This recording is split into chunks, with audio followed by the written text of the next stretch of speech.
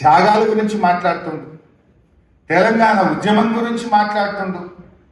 నేను అంటున్నా, అసలు రేవంత్ రెడ్డి అనే వ్యక్తి తెలంగాణ ఉద్యమం గురించి మాట్లాడొచ్చునా?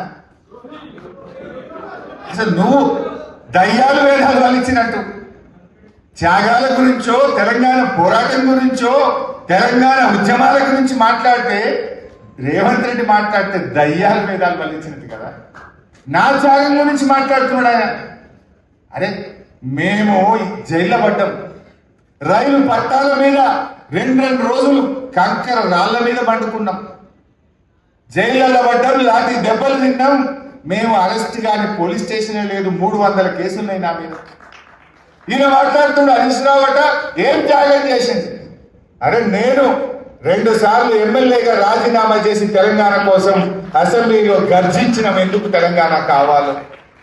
మంత్రి పదవికి కేసీఆర్ ఆదేశంతో గడ్డి పోచలాగా మంత్రి పదవికి రాజీనామా చేసిన చరిత్ర మాది. జైళ్ళలో పడ్డం, దెబ్బలు తిన్నాం, 100 కేసులు పెట్టినారు. అట్లాంటి త్యాగాలు మేము చేసినాం. నువ్వేంది ఆంధ్ర బాబుల అడుగులకు మడుగులొత్తిన రేవంత్ రెడ్డి నువ్వా మాట్లాడేది?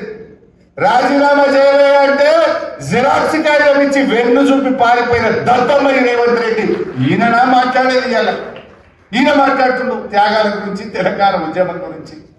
అరే తుపాకీ ఎక్కుపెట్టినావు కదా, జై తెలంగాణని ఎవర్రా అనేదని తుపాకీ పట్టుకొని కరీంనగర్ కు హైదరాబాద్కి వెళ్ళి బయలుదేరిన ఈ తుపాకీ రాముడు తెలంగాణ ఉద్యమం గురించి మాట్లాడతారట, త్యాగాల గురించి మాట్లాడతారట. నవ్వుకోరా ప్రజలు?